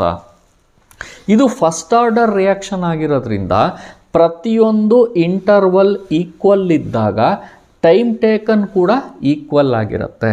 ಹಾಗಿದ್ಮೇಲೆ ಫಸ್ಟ್ 100%ಇಂದ 10%ಗೆ ಕನ್ವರ್ಟ್ ಆಗಲಿಕ್ಕೆ 40 ಮಿನಿಟ್ಸನ್ನು ತಗೊಂಡಿದ್ರೆ ಇದೇ ರೀತಿ ಅದರ 10% ಅಷ್ಟು ಕನ್ವರ್ಷನ್ ಆಗೋದಕ್ಕೂ ಕೂಡ 40 ಮಿನಿಟ್ಸನ್ನು ತಗೊಳ್ಳುತ್ತೆ. ಇಲ್ಲಿ 0% ಅಷ್ಟು ರಿಯಾಕ್ಟೆಂಟ್ಗಳು ಕನ್ವರ್ಷನ್ ಆಗಿತ್ತು. ಮೊದಲನೇ ಸ್ಟೇಜಲ್ಲಿ 90% ಅಷ್ಟು ರಿಯಾಕ್ಟೆಂಟ್ಗಳು ಕನ್ವರ್ಟ್ ಆಯಿತು, ಅದಕ್ಕೆ 40 ಮಿನಿಟ್ಸ್ ಟೈಮ್ ತಗೊಳ್ತು. ಎರಡನೇ ಇಂಟರ್ವೆಲ್ನಲ್ಲಿ 99% ಅಷ್ಟು ರಿಯಾಕ್ಟೆಂಟ್ಗಳು ಕನ್ವರ್ಷನ್ ಆಯಿತು. ಅದಕ್ಕೆ ತಗೊಂಡಂಥ ಟೈಮ್ ಅಂತ ಹೇಳಿದ್ರೆ ಇವೆರಡನ್ನೂ ಆ್ಯಡ್ ಮಾಡಬೇಕಾಗತ್ತೆ. 40 + 40 80 minutes. So the right answer for this question is 80 minutes. ಅಂದರೆ 90% ಅಷ್ಟು ರಿಯಾಕ್ಷನ್ ಕಂಪ್ಲೀಟ್ ಆಗೋದಕ್ಕೆ 40 ಮಿನಿಟ್ಸನ್ನು ತಗೊಂಡ್ರೆ 99% ಅಷ್ಟು ರಿಯಾಕ್ಷನ್ ಕಂಪ್ಲೀಟ್ ಆಗಲಿಕ್ಕೆ 40 + 40 80 ಮಿನಿಟ್ಸ್ ತೊಗೊಳುತ್ತೆ ಅಂಥೇಳಿ ನಾವು ಈಸಿಯಾಗಿ ಕ್ಯಾಲ್ಕುಲೇಟ್ ಮಾಡ್ಬೋದು. ಏನಾದರೂ ಎಕ್ಸಾಮಿನೇಷನಲ್ಲಿ 99.9% ಅಷ್ಟು ಕಂಪ್ಲೀಟ್ ಆಗಲಿಕ್ಕೆ ಅಂತ ಕೇಳಿದ್ರೆ ಇಲ್ಲಿ ಇನ್ನೂ ಒಂದು ಇಂಟರ್ವಲ್ ಇದೆ, ಅದನ್ನು ಕೂಡ ಕನ್ಸಿಡರ್ ಮಾಡಿದ್ರೆ ಅಲ್ಲೂ ಕೂಡ 40 ಮಿನಿಟ್ಸ್ ಅಂತ ಹೇಳಿ ತೊಗೊಂಡ್ರೆ 40 + 40 + 40 120 ಮಿನಿಟ್ಸ್ ಅಂತ ಬರುತ್ತೆ. ಆ ರೀತಿಯಾದಂತಹ ಪ್ರಾಬ್ಲಮ್ 99.9% ಅಂತ ಕೇಳಿದರೆ ಆಗ 120 ಮಿನಿಟ್ಸ್ ಅಂಥೇಳಿ ಬರ್ತಾಯಿತ್ತು. Now the question number 13. For a first order reaction, A gives B, the reaction rate at reactant concentration of 0.01 m is found to be 2 × 10⁻⁻⁵ mole per liter per second ಅಂತ ಹೇಳಿ ಕೊಟ್ಟಿದ್ದಾರೆ. The half life period of the reaction is ಅಂತ ಕೇಳಿದ್ದಾರೆ. ಅಂದರೆ neat 2005 ಕೇಳಿರೋಂಥ question 4 ಆನ್ಸರ್ಗಳನ್ನು ಕೊಟ್ಟಿದ್ದಾರೆ. ನಮಗೆ ಗೊತ್ತಿದೆ first order reaction ಆಗಿದ್ದರೆ ಹಾಫ್ ಲೈಫ್ ಪೀರಿಯಡನ್ನು T= 0.693 / K ಇಂದ ಕ್ಯಾಲ್ಕುಲೇಟ್ ಮಾಡ್ತೀವಿ. ಆದರೆ ಇಲ್ಲಿ K ಅಂತ ಏನು ಕೊಟ್ಟಿಯಾರೋ ಇದು ರೇಟ್ ಕಾನ್ಸ್ಟೆಂಟ್. ಆದರೆ ನಮಗೆ ಇಲ್ಲಿ ಪ್ರಾಬ್ಲಮಲ್ಲಿ ಕೊಟ್ಟಿರೋ ಅಂಥದ್ದು ರಿಯಾಕ್ಷನ್ ರೇಟ್ ಕಾನ್ಸ್ಟೆಂಟನ್ನು ಕೊಟ್ಟಿಲ್ಲ. ಹಾಗಾಗಿ ನಾವು ಈ ಫಸ್ಟ್ ಆರ್ಡರ್ ರಿಯಾಕ್ಷನ್ ಅಂತ ಕೊಟ್ಟಿದ್ದಾರಲ್ಲ ಅದರ ಆಧಾರದ ಮೇಲೆ ರೇಟಿನ ವ್ಯಾಲ್ಯೂವಿನ ಆಧಾರದ ಮೇಲೆ ರೇಟ್ ಕಾನ್ಸ್ಟೆಂಟನ್ನು ಕ್ಯಾಲ್ಕುಲೇಟ್ ಮಾಡಿಕೊಂಡು ನಂತರ ಹಾಫ್ ಲೈಫ್ ಪೀರಿಯಡನ್ನು ಕಂಡುಹಿಡಿಬೇಕು. ಈಗ ಫಸ್ಟ್ ಆರ್ಡರ್ ರಿಯಾಕ್ಷನ್ ಆದರೆ we can write rate equals rate constant K, reaction A gives B ಅಂತ ಕೊಟ್ಟಿರೋದ್ರಿಂದ concentration of the reactant A, first order reaction ಅಂತ ಹೇಳಿಕೊಟ್ಟಿರೋದ್ರಿಂದ power 1. Therefore rate equals K × A⁻1 ಅಂದರೆ ಏನೇ, ಕಾನ್ಸಂಟ್ರೇಷನ್ ಆಫ್ ದ ರಿಯಾಕ್ಟೆಂಟನ್ನು ಕೊಟ್ಟಿದ್ದಾರೆ 0.01 ಅಂತ. 0.01 to the power 1 ಅಂತಂದರೆ 0.01. ಇದರ ಆಧಾರದ ಮೇಲೆ ರೇಟಿನ ವ್ಯಾಲ್ಯೂವನ್ನು ಸಬ್ಸ್ಟಿಟ್ಯೂಟ್ ಮಾಡಿದ್ರೆ 2 × 10⁻⁻⁵ equals K × 0.01. Therefore K equals 2.0 × 10⁻⁻⁵ / 0.01. ಇದನ್ನು ನಾವೀಗ ಸಿಂಪ್ಲಿಫಿಕೇಷನ್ ಮಾಡಬೇಕು. ಹೇಗೆ ಸಿಂಪ್ಲಿಫಿಕೇಷನ್ ಮಾಡೋದು? 2 × 10⁻⁻⁵ ಇದನ್ನು 1/100 ಅಂತ ಬರ್ಕೋಬೋದು, 10⁻⁻² ಅಂತ ಬರ್ಕೋಬೋದು. ಡಿನಾಮಿನೇಟ್ರಿಂದ ನ್ಯೂಮರೇಟ್ರಿಗೆ ಹೋದರೆ 10⁻² ಆಗುತ್ತೆ. ಸೊ K ಈಕ್ವಲ್ಸ್ 2 × 10⁻⁻⁵ 10⁻+3 ಅಂತ ಹೇಳಿದ್ರೆ 10⁻³ ಅಂತ ಆಗುತ್ತೆ. ಸೊ K ವ್ಯಾಲ್ಯೂ ನಮಗೆ ಗೊತ್ತಿದೆ, ಇಲ್ಲಿ ಸಬ್ಸ್ಟಿಟ್ಯೂಟ್ ಮಾಡೋದು. T½ ಈಕ್ವಲ್ಸ್ 0.693 / Kನ ವ್ಯಾಲ್ಯೂನ ಕ್ಯಾಲ್ಕುಲೇಟ್ ಮಾಡಿದ್ದೀವಿ 2 × 10⁻⁻3. ಸೊ ಇದನ್ನು ಸಿಂಪ್ಲಿಫಿಕೇಷನ್ ಮಾಡಿದ್ರೆ T½ ಈಕ್ವಲ್ಸ್ 347.5 seconds ಅಂತೇಳಿ ಬರುತ್ತೆ. Therefore, the right answer for this question is option D, 347.5 seconds. ಈ ಒಂದು ಕ್ವಶನಿನ ಸ್ಪೆಷಾಲಿಟಿ ಏನಂತ ಹೇಳಿದ್ರೆ ರೇಟ್ ಕಾನ್ಸ್ಟೆಂಟ್ ಕೊಟ್ಟಿಲ್ಲ, ರೇಟನ್ನು ಕೊಟ್ಟಿದ್ದಾರೆ. ರೇಟ್ ಕಾನ್ಸ್ಟೆಂಟನ್ನು ನಾವು ಕ್ಯಾಲ್ಕುಲೇಟ್ ಮಾಡಿಕೊಂಡು ಹಾಫ್ ಲೈಫ್ ಪೀರಿಯಡನ್ನು ಕ್ಯಾಲ್ಕುಲೇಟ್ ಮಾಡಿದ್ದೀವಿ. Now question number 14. In a first order reaction, A gives B. If K is rate constant and initial concentration of the reactant of A is 0.5 m, then half life period is. 4 ಆಪ್ಷನ್ಗಳನ್ನು ಕೊಟ್ಟಿದ್ದಾರೆ. log 2 divided by K, log 2 divided by K into square root of 0.5. Option C natural log 2 divided by K. Option D 0.693 divided by 0.5 K. ಈಗ ಕೊಟ್ಟಿರುವಂತಹ ರಿಯಾಕ್ಷನ್ನು first order reaction ಆಗಿದ್ದರೆ ಅದರ half ಲೈಫನ್ನು T half equals 0.693 divided by K ಅನ್ನುವಂಥ ಫಾರ್ಮುಲಾದಲ್ಲಿ calculate ಮಾಡ್ತೀವಿ. ಈ ಒಂದು ಈಕ್ವೇಷನಲ್ಲಿ ಕೆ ಅಂತ ಹೇಳಿದ್ರೆ ರೇಟ್ ಕಾನ್ಸ್ಟೆಂಟ್, ಟಿ ಅಂತಂದರೆ ಟೈಮ್, ಎ ಅಂತಂದರೆ ಇನಿಷಿಯಲ್ ಕಾನ್ಸಂಟ್ರೇಷನ್, ಎಕ್ಸ್ ಅಂತ ಹೇಳಿದ್ರೆ ಈಗಾಗಲೇ ರಿಯಾಕ್ಷನ್ನಲ್ಲಿ ಕನ್ವರ್ಟ್ ಆಗಿರುವಂತಹ ರಿಯಾಕ್ಟೆಂಟಿನ ಪಾರ್ಟ್ ಅಂತ ಹೇಳಿ. ಸೊ ಈಗ ನಾವಿಲ್ಲಿ ಟಿ ಹಾಫ್ ಕಂಡುಹಿಡಿಬೇಕಾಗಿರೋದ್ರಿಂದ this can be rearranged as T half equals 2.303 divided by K into log initial concentration A divided by A minus X ಅಂತ ಹೇಳಿದ್ರೆ ಈಗಾಗಲೇ ಕನ್ವರ್ಷನ್ ಆಗಿರೋ ಅಂಥದ್ದು. ನಾವೀಗ ಹಾಫ್ ಲೈಫ್ ಪೀರಿಯಡನ್ನು ಕ್ಯಾಲ್ಕುಲೇಟ್ ಮಾಡಲಿಕ್ಕೆ ಹೊರಟಿರೋದ್ರಿಂದ ಎಷ್ಟು ಇನಿಷಿಯಲ್ ಕಾನ್ಸಂಟ್ರೇಷನ್ ಇತ್ತೋ ಅದರಲ್ಲಿ ಅರ್ಧದಷ್ಟು ರಿಯಾಕ್ಟೆಂಟ್ಗಳು ಕನ್ವರ್ಷನ್ ಆಗಿರುತ್ತೆ. ಎ ಅನ್ನೋದು ಇನಿಷಿಯಲ್ ಕಾನ್ಸಂಟ್ರೇಷನ್ ಆದರೆ A divided by 2 converted reactant concentration after half life. So ಇದನ್ನು ಸಿಂಪ್ಲಿಫಿಕೇಷನ್ ಮಾಡಬೇಕು. T half equals 2.303 divided by k log of A divided by A minus A by 2 ಅಂತ ಹೇಳಿದ್ರೆ ಎ ಬೈ 2 ಅಂತ ಉಳಿಯುತ್ತೆ. So ಇದನ್ನು further simplification ಮಾಡಿದ್ರೆ a divided by ಇದೆ, ಇದನ್ನು ಈ ರೀತಿ ಸಿಂಪ್ಲಿಫಿಕೇಷನ್ ಮಾಡಿದ್ರೆ ಡಿವೈಡೆಡ್ ಬೈ ಇರೋದನ್ನು ಮಲ್ಟಿಪ್ಲಿಕೇಷನ್ ಸೈನ್ ಹಾಕಿ 2 ಅಂತ ಉಳಿಯುತ್ತೆ. Therefore t half equals 2.303 divided by K into log 2 ಅಂಥೇಳಿ ಬರುತ್ತೆ. ನಮಗೆ ಕೊಟ್ಟಿರುವಂತಹ ಆನ್ಸರನ್ನು ಗಮನಿಸಿದ್ರೆ ಇದು ಯಾವುದೇ ಆನ್ಸರ್ನಲ್ಲಿ ಈ ಒಂದು ಆಪ್ಷನ್ ಇಲ್ಲ. ಹಾಗಾಗಿ ನಾವು ಪ್ರತಿ ಸಂದರ್ಭದಲ್ಲಿ ನ್ಯಾಚುರಲ್ ಲಾಗನ್ನು ಲಾಗಿಗೆ ಕನ್ವರ್ಟ್ ಮಾಡ್ಕೋತಾ ಇದ್ದೀವಿ. ಈ ಒಂದು ಕ್ವಶನ್ನಲ್ಲಿ ಲಾಗಲ್ಲಿ ಇರುವಂಥ ಲಾಗ್ ಬೇಸ್ 10 ಇರುವಂಥದ್ದನ್ನು ನ್ಯಾಚುರಲ್ ಲಾಗಿಗೆ ಕನ್ವರ್ಟ್ ಮಾಡ್ಕೋಬೇಕು. ಇಲ್ಲಿ ಬೇಸ್ 10 ಲಾಗಲ್ಲಿರುವಂಥದ್ದನ್ನು ನ್ಯಾಚುರಲ್ ಲಾಗಿಗೆ ಕನ್ವರ್ಟ್ ಮಾಡಬೇಕಾದ್ರೆ 2.303 ಉಪಯೋಗಿಸ್ಕೊಂಡು natural log 2 divided by K ಅಂಥೇಳಿ ಬರಿಬೋದು. ಹಾಗಾಗಿ ಹಾಫ್ ಲೈಫ್ ಪೀರಿಯಡ್ ಏನು ಬರ್ತಾ ಇದೆ ln2 by K. The right answer for this question is option C. Now question number 15. During the kinetic study of the reaction 2a plus b gives c plus d. The following results were obtained. ಈ ರೀತಿನಲ್ಲಿ ಟ್ಯಾಬುಲೇಷನ್ ಮಾಡಿ experiment 1, 2, 3, 4 ಹಾಗೂ concentration of A and B ಅನ್ನು ಕೊಟ್ಟಿದ್ದಾರೆ ಹಾಗೂ initial rate of formation of D ಅನ್ನು ಕೂಡ ಇಲ್ಲಿ ಕೊಟ್ಟಿದ್ದಾರೆ. ಇದರ ಆಧಾರದ ಮೇಲೆ based on the above data which of the following is correct. ಅಂದರೆ ನಾವು ಈ ಒಂದು ಡಾಟಾವನ್ನು ಬೇಸಿಸ್ ಆಗಿ ಇಟ್ಕೊಂಡು ಸರಿಯಾದಂತಹ ರೇಟ್ ಲಾವನ್ನು ಬರಿಬೇಕು. ಇದನ್ನು ನೀಟ್ 2010ನಲ್ಲಿ ಕೇಳಿದ್ದಾರೆ. ಈಗಾಗಲೇ ನಾವು ಥಿಯರಿ ಕ್ಲಾಸಸ್ಸಲ್ಲಿ ಇವುಗಳನ್ನು ಎಕ್ಸ್ಕ್ಲೂಸಿವ್ ಆಗಿ ಸ್ಟಡಿ ಮಾಡಿದ್ದೀವಿ.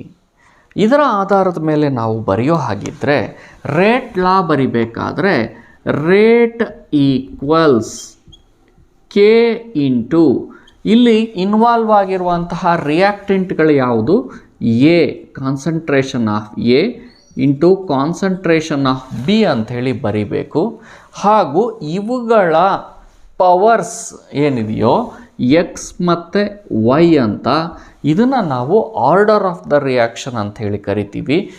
ಕಾರಣವೇನಪ್ಪ ಅಂತ ಹೇಳಿದ್ರೆ ಇಲ್ಲಿ ಕೊಟ್ಟಿರುವಂತಹ ಡಾಟಾ ಎಲ್ಲ ಎಕ್ಸ್ಪೆರಿಮೆಂಟಲಿ ಡಿಟರ್ಮೈನ್ಡ್ ಡಾಟಾ ಆಗಿದೆ. ಆದ್ದರಿಂದ ನಾವಿಲ್ಲಿ ಎಕ್ಸ್ ಮತ್ತು ವೈನ ವ್ಯಾಲ್ಯೂ ಎಷ್ಟು ಬರುತ್ತೆ ಅನ್ನುವಂಥದ್ದನ್ನು ಕ್ಯಾಲ್ಕುಲೇಟ್ ಮಾಡಿಕೊಂಡು ಕಾನ್ಸಂಟ್ರೇಷನ್ ಆಫ್ ಎ ಮತ್ತು ಬಿಯನ್ನು ರೇಟ್ ಲಾದಲ್ಲಿ ಸರಿಯಾಗಿ ಎಕ್ಸ್ಪ್ರೆಸ್ ಮಾಡಿದ್ರೆ ಆಗ ನಮಗೆ ಸರಿಯಾದಂಥ ಆನ್ಸರ್ ದೊರೆಯುತ್ತೆ. ಸೊ ಈಗ ಕೊಟ್ಟಿರುವಂತಹ ಈ ಒಂದು ಪ್ರಾಬ್ಲಮನ್ನು ಸಾಲ್ವ್ ಮಾಡೋಕ್ಕೆ ನೋಡೋಣ. ಈಗ ಫಾರ್ ಎಕ್ಸಾಂಪಲ್ ಎನ ಕಾನ್ಸಂಟ್ರೇಷನನ್ನು ಕ್ಯಾಲ್ಕುಲೇಟ್ ಮಾಡಬೇಕು. ಇಂಥ ಸಂದರ್ಭದಲ್ಲಿ ಒಂದು ಟ್ರಿಕ್ ಏನಪ್ಪ ಅಂತಂದರೆ ಬಿನ ಕಾನ್ಸಂಟ್ರೇಷನ್ಗೆ ಹೋಗಿ ಎರಡು ಈಕ್ವಲ್ ಆಗಿರುವಂತಹ ಕಾನ್ಸಂಟ್ರೇಷನನ್ನು ಚೂಸ್ ಮಾಡಬೇಕು. ಸೊ ಇಲ್ಲೂ 0.1 ಇದೆ, ಇಲ್ಲೂ 0.1 ಇದೆ. ಬಿನಲ್ಲಿ ಈಕ್ವಲ್ ಇರೋ ಅಂಥದ್ದನ್ನು ಚೂಸ್ ಮಾಡಿಕೊಂಡ್ರೆ ಏನ ಕಾನ್ಸಂಟ್ರೇಷನನ್ನು ಕ್ಯಾಲ್ಕುಲೇಟ್ ಮಾಡ್ಬೋದು. ಸೊ ಈಗ ನಾವು ಇವೆರಡೂ ಚೂಸ್ ಮಾಡಿದಾಗ ಇಲ್ಲಿ ಏನಲ್ಲಿ 0.1 ಅಂತ ಇದೆ, ಇದಕ್ಕೆ ಕರೆಸ್ಪಾಂಡೆಂಟ್ ಆಗಿ 0.4 ಅಂತ ಇದೆ. ಸೊ 0.1 ಮತ್ತು 0.4 ಅಂತ ಹೇಳಿದ್ರೆ ಇವುಗಳ ನಡುವೆ 4 ಟೈಮ್ಸ್. ಈಗ ಕರೆಸ್ಪಾಂಡೆಂಟ್ ಆದಂತಹ ರೇಟನ್ನು ಗಮನಿಸಿದ್ರೆ ಇಲ್ಲಿ 6 × 10⁻³ ಇದೆ, ಇಲ್ಲಿ 2.4 × 10⁻² ಇದೆ. ಎರಡೂ ಒಂದೇ ಪವರಲ್ಲಿ ಇರೋ ಹಾಗೆ ಬರ್ಕೋಬೇಕು. So this can be written as 24 × 10⁻³ ಈಗ ಇಲ್ಲೂ 10⁻³ ಆಯಿತು, ಇಲ್ಲೂ 10⁻³ ಆಯಿತು. ಈಗ ಇವುಗಳ ನಡುವೆ ಇರುವಂಥ ರೇಷಿಯೋನ ಕ್ಯಾಲ್ಕುಲೇಟ್ ಮಾಡಿದ್ರೆ ಇಲ್ಲಿ 6 ಇದೆ, ಇಲ್ಲಿ 24 ಇದೆ, ಇಲ್ಲೂ ಕೂಡ 4 ಟೈಮ್ಸ್ ಅಂಥೇಳಿ ಬರ್ತಾ ಇದೆ. ಸೊ ಈಗ ರಿಲೇಷನ್ಶಿಪ್ಪನ್ನು ಹೇಗೆ ಬರ್ಕೊಳ್ಳೋದು? ಈಗ 4ಗೆ ಎಷ್ಟು ಪವರನ್ನು ಹಾಕಿದ್ರೆ ನಮಗೆ ಆನ್ಸರ್ 4 ಬರುತ್ತೆ ಅನ್ನುವಂಥದ್ದನ್ನು ಕ್ಯಾಲ್ಕುಲೇಟ್ ಮಾಡ್ಕೋಬೇಕು. ಸೊ 4ಗೆ ನಾವು ಪವರ್ 1 ಹಾಕಿದ್ರೆ ಆಗ 4 1s 4 ಅಂತ ಹೇಳಿ ಬರುತ್ತೆ. ಹಾಗಿದ್ಮೇಲೆ ಏನ ಕಾನ್ಸಂಟ್ರೇಷನ್ ಏನಾಗಿರಬೇಕು? 1 ಆಗಿರಬೇಕು ಅಂಥೇಳಿ ಇಲ್ಲಿ ಎಕ್ಸ್ನ ಜಾಗಕ್ಕೆ 1 ಅಂಥೇಳಿ ಬರೀಬೇಕು. ಈಗ ನಮಗೆ ಏನ ಕಾನ್ಸಂಟ್ರೇಷನ್ ಗೊತ್ತಾಯಿತು. ಇನ್ನು ಬಿನ ಕಾನ್ಸಂಟ್ರೇಷನನ್ನು ಕ್ಯಾಲ್ಕುಲೇಟ್ ಮಾಡೋದಕ್ಕೆ ಎ ಕಾನ್ಸಂಟ್ರೇಷನ್ನಲ್ಲಿ ಈಕ್ವಲ್ ಆಗಿರುವಂತಹ 2 ಟರ್ಮ್ಗಳನ್ನು ಚೂಸ್ ಮಾಡಬೇಕು, 0.3 ಹಾಗೂ 0.3. ಇದಕ್ಕೆ ಸಂಬಂಧಪಟ್ಟ ಹಾಗೆ ಬಿನ ಕಾನ್ಸಂಟ್ರೇಷನ್ನು ಎಷ್ಟು ಟೈಮ್ಸ್ ಇದೆ ಅಂಥೇಳಿ ಕ್ಯಾಲ್ಕುಲೇಟ್ ಮಾಡಬೇಕು. ಇಲ್ಲಿ 0.2 ಇದೆ, ಇಲ್ಲಿ 0.4 ಇದೆ, ದಟ್ ಮೀನ್ಸ್ 2 ಟೈಮ್ಸ್ ಇದೆ. ಹಾಗೂ ಇದಕ್ಕೆ ಸಂಬಂಧಪಟ್ಟಂತಹ ರೇಟ್ ಎಷ್ಟು ಟೈಮ್ಸ್ ಇದೆ ಅಂತ ಹೇಳಿ ಕ್ಯಾಲ್ಕುಲೇಟ್ ಮಾಡಬೇಕು. ನಾ ಹೇಳಿದೆ ಇಲ್ಲಿ 10⁻² ಇದ್ದರೆ ಇಲ್ಲೂ 10⁻² ಇರಬೇಕು, ಇಲ್ಲಿ 10⁻³ ಇದ್ದರೆ ಇದರಲ್ಲೂ 10⁻³ ಇರಬೇಕು. ಹಾಗಾಗಿ ಇಲ್ಲಿ ನಾವು ಸ್ವಲ್ಪ ಅರೇಂಜ್ಮೆಂಟ್ ಮಾಡಿಕೊಂಡ್ರೆ 2.88 × 10⁻⁻1 ಅಂತಿದೆ, ಅದನ್ನು -2ನಲ್ಲಿ ಎಕ್ಸ್ಪ್ರೆಸ್ ಮಾಡೋ ಹಾಗೆ ಮಾಡಿಕೊಂಡ್ರೆ 28.8 × 10⁻². ಈಗ ಎರಡೂ ಸಂದರ್ಭದಲ್ಲಿ 10⁻² ಆಯಿತು. 7.2 ಹಾಗೂ 28.8 ಇವುಗಳ ನಡುವೆ ಎಷ್ಟು ಟೈಮ್ ಇದೆ ಅಂತ ಹೇಳಿ ನೋಡಿದ್ರೆ 4 ಟೈಮ್ಸ್ ಇದೆ. ಸೊ ಇಲ್ಲಿ 2 ಟೈಮ್ಸ್ ಇದೆ, ಇದು 4 ಟೈಮ್ಸ್ ಇದೆ. ನಾವು ಹಿಂದೆ ಬರ್ಕೊಂಡು ಹಾಗೇ ಬರ್ಕೊಂಡ್ರೆ 2 ಟು ದ ಪವರ್, ಇಲ್ಲಿ 2 ಟು ದ ಪವರ್ ಎಷ್ಟು ಬರ್ಕೊಂಡ್ರೆ 4ಗೆ ಈಕ್ವಲ್ ಆಗುತ್ತೆ ಅಂತ ನೋಡಬೇಕು. ಸೊ 2 ಟು ದ ಪವರ್ ನಾವು 2 ಅಂತ ಬರ್ಕೊಂಡ್ರೆ 4ಗೆ ಈಕ್ವಲ್ ಆಗುತ್ತೆ. ಹಾಗಿದ್ಮೇಲೆ ಬಿನ ಕಾನ್ಸಂಟ್ರೇಷನ್ನ ವ್ಯಾಲ್ಯೂ ಇದರಿಂದ ಸುಲಭವಾಗಿ ಕ್ಯಾಲ್ಕುಲೇಟ್ ಮಾಡ್ಬೋದು, 2 ಅಂತ ಹೇಳಿ. ಸೊ ಈಗ ನಾವು ರೇಟ್ ಲಾದಲ್ಲಿ ಎನ ಕಾನ್ಸಂಟ್ರೇಷನ್ನ ಪವರ್, ಬಿನ ಕಾನ್ಸಂಟ್ರೇಷನ್ನ ಪವರ್ನ ಕಂಡುಹಿಡಿದಿದ್ದೀವಿ. Rate law will be rate equals k × a to the power 1 and b to the power 2. ಈ ಒಂದು ಆಪ್ಷನನ್ನು ನಾವಿಲ್ಲಿ ಹುಡುಕಿದ್ರೆ ಆಪ್ಷನ್ ಡಿನಲ್ಲಿ ಇದೆ, rate equals k × a to the power 1 b to the power 2. Now question number 16. The kinetic study of the reaction 2a plus b2 gives product. The following results were obtained. So ಇಲ್ಲಿ ಡಾಟಾಗಳನ್ನು ಕೊಟ್ಟಿದ್ದಾರೆ. The rate equation for the above data is 4 ಆಪ್ಷನ್ಗಳನ್ನು ಕೊಟ್ಟಿದ್ದಾರೆ. ಈಗಾಗಲೇ ನಾವು previous ಪ್ರಾಬ್ಲಮ್ನಲ್ಲಿ rate ಲಾವನ್ನು ಬರೆಯುವಂತಹ ವಿಧಾನವನ್ನು ನೋಡಿದ್ವಿ. Rate equals K into concentration of A to the power ಇಲ್ಲಿ ಎಕ್ಸ್ ಬರಬೇಕು. ಕಾನ್ಸಂಟ್ರೇಷನ್ ಆಫ್ B2 ಇಲ್ಲಿ B2 ಅಂತ ಇರೋದ್ರಿಂದ B2 to the power Y ಬರಬೇಕು. ನಾವು ಎಕ್ಸ್ ಮತ್ತು ವೈ ವ್ಯಾಲ್ಯೂಗಳನ್ನು ಕ್ಯಾಲ್ಕುಲೇಟ್ ಮಾಡಬೇಕು. ನಾನು ಈಗಾಗಲೇ ಯಾವ ವಿಧಾನದಲ್ಲಿ ಇದನ್ನು ಬಿಡಿಸ್ಬೇಕು ಅಂತ ಹೇಳಿದ್ದೀನಿ. ಫಾರ್ ಎಕ್ಸಾಂಪಲ್ ಕಾನ್ಸಂಟ್ರೇಷನ್ ಆಫ್ ಎನ ಕ್ಯಾಲ್ಕುಲೇಟ್ ಮಾಡಲಿಕ್ಕೆ ಬಿನಲ್ಲಿ ಈಕ್ವಲ್ ಆಗಿರುವಂತಹ 2 ಟರ್ಮ್ಗಳನ್ನು ಚೂಸ್ ಮಾಡಬೇಕು. ಸೊ ಈಗ ಇವೆರಡು ಬಿನಲ್ಲಿ ಈಕ್ವಲ್ ಆಗಿದೆ. ಈಗ ಅದಕ್ಕೆ ಸಂಬಂಧಪಟ್ಟಂತಹ ಎ ಇದು ಎಷ್ಟು ಟೈಮ್ಸ್ ಇದೆ ಅಂಥೇಳಿ ನೋಡಬೇಕು. ಇದು 0.5 ಇದೆ, ಇದು 1 ಇದೆ. 0.5 ಅಂತಂದರೆ ಅರ್ಧ, ಇದು 1. ಸೊ ಎಷ್ಟು ಟೈಮ್ಸ್ ಇದೆ ಅಂತ ಹೇಳಿದ್ರೆ 2 ಟೈಮ್ಸ್ ಇದೆ. ಇದಕ್ಕೆ ಕರಸ್ಪಾಂಡೆಂಟ್ ಆದಂತಹ ರೇಟನ್ನು ಕೂಡ ರೇಷಿಯೋವನ್ನು ಕ್ಯಾಲ್ಕುಲೇಟ್ ಮಾಡಬೇಕು. ಇಲ್ಲಿ ಪ್ರೀವಿಯಸ್ ಪ್ರಾಬ್ಲಮಲ್ಲಾದರೆ ಈ ವ್ಯಾಲ್ಯೂಗಳಲ್ಲಿ ವ್ಯತ್ಯಾಸ ಇತ್ತು. ಇಲ್ಲಿ ಎರಡರಲ್ಲೂ 10⁻⁻⁴, 10⁻⁻⁴ ಅಂತ ಇದೆ. 3.2 ಮತ್ತು 3.2 ಇವುಗಳಿಗೆ ಇರುವಂತಹ ರೇಷಿಯೋ ಅಂತ ಹೇಳಿದ್ರೆ 1. ಈಗ ಈ 2ಗೆ ಏನು ವ್ಯಾಲ್ಯೂವನ್ನು ಬರೆದ್ರೆ 2 ಟು ದ ಪವರ್ ಯಾವ ವ್ಯಾಲ್ಯೂವನ್ನು ಬರೆದ್ರೆ 1 ಬರುತ್ತೆ. ಸೊ 2ಗೆ ನಾವು 0 ಅಂತ ಬರೆದ್ರೆ 2 ಟು ದ ಪವರ್ 0 ಅಂತೇಳಿ ಬರೆದ್ರೆ 1 ಅಂತೇಳಿ ಬರುತ್ತೆ. So anything to the power 0 is 1 ಆಗಿರೋದ್ರಿಂದ, ಹಾಗಾಗಿ ಏನ ಕಾನ್ಸಂಟ್ರೇಷನ್ಗೆ ಸಂಬಂಧಪಟ್ಟ ಹಾಗೆ ಅದರ ಆರ್ಡರ್ ಏನಿದೆಯಲ್ಲ, ಇಲ್ಲಿ ಎಕ್ಸ್ ಅಂತ ನಾವೇನು ಬರಿತಿದ್ವೋ ಆ ಜಾಗಕ್ಕೆ 0 ಅಂಥೇಳಿ ಬರಿಬೇಕು. ಇನ್ನು ಅದೇ ರೀತಿಯಲ್ಲಿ ಬಿನ ಕಾನ್ಸಂಟ್ರೇಷನ್ ಏನಿದೆಯೋ ಅದರ ಆರ್ಡರನ್ನು ಕಂಡುಹಿಡಿಯೋಕ್ಕೆ ಎ ಕಾನ್ಸಂಟ್ರೇಷನಲ್ಲಿ ಈಕ್ವಲ್ ಆಗಿರುವಂತಹ 2 ಅಂಶಗಳನ್ನು ನೀವು ಚೂಸ್ ಮಾಡ್ಕೊಳ್ಳಿ. ಈಗ ಇವೆರಡು ಈಕ್ವಲ್ ಆಗಿದೆ. ಅದಕ್ಕೆ ಕರಸ್ಪಾಂಡೆಂಟ್ ಆದಂತಹ ಬಿನ ಕಾನ್ಸಂಟ್ರೇಷನನ್ನು ರೇಷಿಯೋ ಕಂಡುಹಿಡಿಬೇಕು. 0.5 ಇದೆ, 1 ಇದೆ. ಒನ್ಸ್ ಅಗೇನ್ ಇಲ್ಲೂ ಕೂಡ 2 ಅಂತ ಹೇಳಿ ಬರುತ್ತೆ. ಅದಕ್ಕೆ ಸಂಬಂಧಪಟ್ಟಂತಹ ರೇಟ್ 1.6 ಇಂಟು 10⁻⁻⁴ 3.2 ಇಂಟು 10⁻⁻⁴.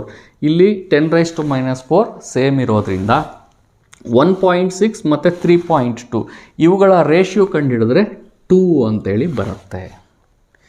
ಸೊ ಇಲ್ಲಿ 2ಗೆ ಎಷ್ಟು ಪವರನ್ನು ಹಾಕಿದ್ರೆ 2 ಬರುತ್ತೆ ಅಂತ ಹೇಳಿ ನೋಡಬೇಕು. ಸಿಂಪಲ್ಲಾಗಿ ನಾವು ಹೇಳಬೇಕಂದ್ರೆ 2ಗೆ ಪವರ್ 1 ಹಾಕಿದ್ರೆ 2 ಟು ದ ಪವರ್ 1 2 ಅಂಥೇಳಿ ಬರುತ್ತೆ. So this is nothing but value of y. So that is order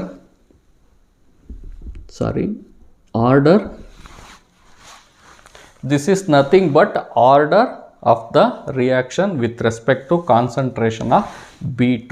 therefore rate law ಏನಾಗುತ್ತೆ, rate equals k into a to the power 0 ಅಂತ ಹೇಳಿರೋದ್ರಿಂದ 1 ಅಂತ ಆಗುತ್ತೆ. ಅದನ್ನು ಕೈ ಬಿಡ್ಬೋದು.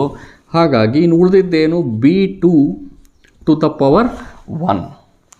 ನಮಗೆ ಇಲ್ಲಿ ಕೊಟ್ಟಿರುವಂತಹ ಆಪ್ಷನ್ಗಳನ್ನು ಗಮನಿಸಿದ್ರೆ rate equals K into B2 to the power 1 ಇರುವಂತಹ ಒಂದು ಆಪ್ಷನ್ ಅಂತಂದರೆ option C. Rate equals K into B2 to the power 1. Therefore the correct option is option C. So ಇಂದಿನ ವಿಡಿಯೋದ ಕೊನೆಯ question number 17. The bromination of acetone that occurs in acid solution is CH3COOH plus Br2 gives CH3COCH2Br plus H plus Br minus. These kinetics data are obtained. So ಇಲ್ಲಿ ಡಾಟಾವನ್ನು ಕೊಟ್ಟಿದ್ದಾರೆ. Find the rate equation. NEET 2008 ಅಲ್ಲಿ ಕೇಳಿದ್ದಾರೆ. 4 rate ಈಕ್ವೇಷನನ್ನು ಕೊಟ್ಟಿದ್ದಾರೆ. ನಾವು ಈಗಾಗಲೇ 2 previous ಪ್ರಾಬ್ಲಮ್ಗಳನ್ನು solve ಮಾಡಬೇಕಾದ್ರೆ ಏನು ಮೆಥಡನ್ನು ಯೂಸ್ ಮಾಡಿದ್ವೋ ಅದೇ ರೀತಿಯಾದಂತಹ ಮೆಥಡನ್ನು ಯೂಸ್ ಮಾಡಬೇಕು. ಆದರೆ ಇಲ್ಲಿ 2 ರಿಯಾಕ್ಟೆಂಟ್ಗಳು ಹಾಗೂ ಒಂದು ಪ್ರಾಡಕ್ಟ್ನ ಕಾನ್ಸಂಟ್ರೇಷನನ್ನು ಕೊಟ್ಟಿದ್ದಾರೆ. ಸೊ ಈಗ ನಾವಿಲ್ಲಿ ರೇಟ್ ಲಾ ಬರ್ಕೋಬೇಕಾದ್ರೆ rate equals concentration of CH3 COCH3 ಹಾಗೂ ಇನ್ನೊಂದು ರಿಯಾಕ್ಟೆಂಟು Br2 ಹಾಗೂ ಇಲ್ಲಿ ಹೈಡ್ರೋಜನ್ ಕಾನ್ಸಂಟ್ರೇಷನನ್ನು ಕೂಡ ಕೊಟ್ಟಿರೋದ್ರಿಂದಾಗಿ H+ನ ಕಾನ್ಸಂಟ್ರೇಷನನ್ನು ಕೂಡ ರೇಟ್ ಲಾದಲ್ಲಿ ಬರ್ಕೋಬೋದು. ಈಗ ಪ್ರೀವಿಯಸ್ 2 ಪ್ರಾಬ್ಲಮ್ನಲ್ಲಿ ಮಾಡಿದ ಹಾಗೆಯೇ ಕಾನ್ಸಂಟ್ರೇಷನ್ ಆಫ್ CH3COOH ಅನ್ನು ಕಂಡುಹಿಡಿಯೋಕ್ಕೋಸ್ಕರ ಕಾನ್ಸಂಟ್ರೇಷನ್ ಆಫ್ Br2 ಅಥವಾ ಕಾನ್ಸಂಟ್ರೇಷನ್ ಆಫ್ H+ನಲ್ಲಿ ಸೇಮ್ ಇರುವಂತಹ 2 ಟರ್ಮ್ಗಳನ್ನು ತಗೊಂಡು ಇವುಗಳಲ್ಲಿ ನಾವೇನು X, Y ಮತ್ತು Z ಅಂತ ಹೇಳಿ ಆರ್ಡರನ್ನು ಕ್ಯಾಲ್ಕುಲೇಟ್ ಮಾಡಬೇಕು, ಅದನ್ನು ಕ್ಯಾಲ್ಕುಲೇಟ್ ಮಾಡಬೇಕು. For example, in order to calculate the order of the disappearance of CH3COOHಗೆ ನಾವೀಗ H+ನಿಂದ ಸೇಮ್ ಇರುವಂತಹ 2 ಟರ್ಮ್ಗಳನ್ನ ಚೂಸ್ ಮಾಡಿಕೊಂಡ್ರೆ ಇದಕ್ಕೆ ಕರಸ್ಪಾಂಡೆನ್ಸ್ ಆಗಿರುವಂತಹ ಕಾನ್ಸಂಟ್ರೇಷನ್ 0.30 0.30 ಇದೆ. ಎಷ್ಟು ಟೈಮ್ಸ್ ಇದೆ ರೇಷಿಯೋ ಕಂಡುಹಿಡಿದ್ರೆ 1 ಅಂತ ಹೇಳಿ ಬರುತ್ತೆ. ಈಗ ನಾವಿಲ್ಲಿ ಎಷ್ಟೋ ಪವರ್ ಬರಿಬೇಕಾಗತ್ತೆ. ಇದಕ್ಕೆ ಕರಸ್ಪಾಂಡೆನ್ಸ್ ಆಗಿರುವಂತಹ rate of disappearance of Br2 ಕೊಟ್ಟಿದ್ದಾರೆ. ಇದು 5.7 × 10⁻⁻5 ಇದೆ. ಇದು ಕೂಡ 5.7 × 10⁻⁻5 ಇದೆ. ಇವುಗಳ ರೇಷಿಯೋವನ್ನು ಕ್ಯಾಲ್ಕುಲೇಟ್ ಮಾಡಿದ್ರೆ 1 ಅಂತ ಹೇಳಿ ಬರುತ್ತೆ. ಅಂದರೆ 1ಗೆ ಏನು ಪವರನ್ನು ಹಾಕಿದ್ರೆ ಆನ್ಸರ್ 1 ಅಂತ ಬರುತ್ತೆ. ಸೊ 1ಗೆ ಪವರ್ 1 ಅಂತ ಹಾಕಿದ್ರೆ ಆಗ ಆನ್ಸರ್ 1 ಅಂತ ಬರುತ್ತೆ. ಹಾಗಾಗಿ ಎಕ್ಸ್ನ ವ್ಯಾಲ್ಯೂವನ್ನು ನಾವು 1 ಅಂತೇಳಿ ಕನ್ಸಿಡರ್ ಮಾಡೋಣ. ಈಗ Br2ವಿನ ಕಾನ್ಸಂಟ್ರೇಷನ್ಗೆ ಸಂಬಂಧಪಟ್ಟ ಹಾಗೆ ಆರ್ಡರನ್ನು ಕ್ಯಾಲ್ಕುಲೇಟ್ ಮಾಡಲಿಕ್ಕೆ ಈಕ್ವಲ್ ಆಗಿರುವಂತಹ ಯಾವುದಾದ್ರೂ 2 ಟರ್ಮ್ಗಳನ್ನು ಕನ್ಸಿಡರ್ ಮಾಡೋಣ. ಈಗ ಇಲ್ಲಿ 0.30 0.30 ಅಂತ ಹೇಳಿದೆ. ಇದಕ್ಕೆ ಕರಸ್ಪಾಂಡೆಂಟ್ ಆಗಿರುವಂತಹ 2 ಕಾನ್ಸಂಟ್ರೇಷನ್ಗಳನ್ನು ಕನ್ಸಿಡರ್ ಮಾಡಿದ್ರೆ 0.05 ಅಂತ ಇದೆ, ಇದು 0.10 ಅಂತಿದೆ. ಇವುಗಳ ನಡುವೆ ನಾವು ರೇಷಿಯೋವನ್ನು ಕ್ಯಾಲ್ಕುಲೇಟ್ ಮಾಡಿದ್ರೆ 2 ಅಂತ ಹೇಳಿ ಬರುತ್ತೆ. ಈಗ ಇದಕ್ಕೆ ಪವರನ್ನು ಕಂಡುಹಿಡಿಬೇಕು. ಇದಕ್ಕೆ ಸಂಬಂಧಪಟ್ಟ ಹಾಗೆ the rate of disappearance of Br2 ಏನು ಬರ್ತಾ ಇದೆ 1 ಅಂತ ಹೇಳಿ ಬರ್ತಾ ಇದೆ. ಸೊ ಈಗಿಲ್ಲಿ 2 ಟು ದ ಪವರ್ ಎಷ್ಟು ಹಾಕಿದ್ರೆ 1 ಅಂತ ಹೇಳಿ ಬರುತ್ತೆ. ಸೊ ನಾವು 2 ಟು ದ ಪವರ್ 0 ಅಂತ ಹಾಕಿದ್ರೆ 1 ಅಂತ ಹೇಳಿ ಬರುತ್ತೆ. ಹಾಗಾಗಿ ಬ್ರೋಮಿನ್ಗೆ ಸಂಬಂಧಪಟ್ಟಾಗೆ order of the reaction is 0. ಇನ್ನು ಹೈಡ್ರೋಜನ್ ಕಾನ್ಸಂಟ್ರೇಷನ್ಗೆ ಸಂಬಂಧಪಟ್ಟಾಗೆ ಕ್ಯಾಲ್ಕುಲೇಟ್ ಮಾಡಬೇಕು ಅಂತಂದರೆ ಇದಕ್ಕೆ ಕರಸ್ಪಾಂಡೆನ್ಸ್ ಆಗಿ ಈಕ್ವಲ್ ಆಗಿರುವಂಥ 2 ಕಾನ್ಸಂಟ್ರೇಷನ್ ಟರ್ಮನ್ನು ಕನ್ಸಿಡರ್ ಮಾಡಿದ್ರೆ, ಈಗ for example concentration of CH3COOH ಅಲ್ಲಿ ಇವೆರಡು ಈಕ್ವಲ್ ಆಗಿದೆ. ಇದಕ್ಕೆ ಕರಸ್ಪಾಂಡೆನ್ಸ್ ಆಗಿರುವಂಥ ಹೈಡ್ರೋಜನ್ ಕಾನ್ಸಂಟ್ರೇಷನ್ನ ನಾವು ಕನ್ಸಿಡರ್ ಮಾಡಿದ್ರೆ 0.05 ಇದೆ, 0.05 ಇದೆ. ಎಷ್ಟು ಟೈಮ್ಸ್ ಇದೆ ರೇಷಿಯೋ 1. ಸೊ ಈಗ ಇದಕ್ಕೆ ಪವರ್ ಕಂಡುಹಿಡಿಬೇಕು. ಇದಕ್ಕೆ ಸಂಬಂಧಪಟ್ಟ ಹಾಗೆ rate of disappearance of bromine 5.7 × 10⁻⁻5 5.7 × 10⁻⁻5 ratio ಕಂಡುಹಿಡಿದ್ರೆ ಎಷ್ಟು ಬರ್ತಾ ಇದೆ 1 ಅಂತ ಬರ್ತಾ ಇದೆ. ಹಾಗಾಗಿ 1ಗೆ ಏನು ಪವರ್ ಹಾಕಿದ್ರೆ 1 ಅಂತ ಹೇಳಿ ಬರುತ್ತೆ. So 1 to the power 1 equals 1. ಹಾಗಿದ್ಮೇಲೆ ಹೈಡ್ರೋಜನ್ನ ಕಾನ್ಸಂಟ್ರೇಷನ್ಗೆ ಸಂಬಂಧಪಟ್ಟ ಹಾಗೆ ಆರ್ಡರ್ ಏನಾಗಿದೆ 1 ಅಂತಾಗಿದೆ. ಸೊ ಈಗ ನಾವು ರೇಟ್ ಲಾವನ್ನು ಕಂಡು ಹಿಡ್ದಿದ್ದೀವಿ. ಇದರಲ್ಲಿ ಬ್ರೋಮಿನ್ಗೆ ಸಂಬಂಧಪಟ್ಟಾಗೆ ಆರ್ಡರ್ 0 ಇರೋದ್ರಿಂದ ಫೈನಲ್ ಆಪ್ಷನ್ನಲ್ಲಿ ಈ ಟರ್ಮ್ ಇರೋದಿಲ್ಲ. ಹಾಗಿದ್ಮೇಲೆ rate equals K into concentration of CH3COOH to the power 1 and H+ನ concentration to the power 1. So ಇದನ್ನು ಗಮನಿಸಿದ್ರೆ ಆಪ್ಷನ್ ಸಿನಲ್ಲಿ rate equals K into concentration of CH3CO CH3 to the power 1 ಮತ್ತು concentration of H plus to the power 1 ಅಂತ ಇದೆ. Therefore the right option for this question is option C. Dear students, chemical ಕೈನೆಟಿಕ್ಸ್ನ part 2 ವಿಡಿಯೋದಲ್ಲಿ ನಾವು integrated rate equation ಹಾಗೂ half life ಪೀರಿಯಡ್ಗೆ ಸಂಬಂಧಪಟ್ಟಂತಹ ನ್ಯೂಮರಿಕಲ್ಸ್ಗಳನ್ನು solve ಮಾಡಿದ್ದೀವಿ. ಮುಂದಿನ ವಿಡಿಯೋದಲ್ಲಿ ನಾವು temperature dependence of rate of A chemical reaction ಹಾಗೂ ಕೊಲಿಷನ್ ಥಿಯರಿಗೆ ಸಂಬಂಧಪಟ್ಟಂತಹ ಕ್ವಶನ್ಗಳನ್ನು ಡಿಸ್ಕಷನ್ ಮಾಡೋಣ. ಇಂದಿನ ವಿಡಿಯೋ ನಿಮಗೆ ಇಷ್ಟ ಆಗಿದೆ ಅಂತ ನಾನು ಭಾವಿಸ್ತೀನಿ.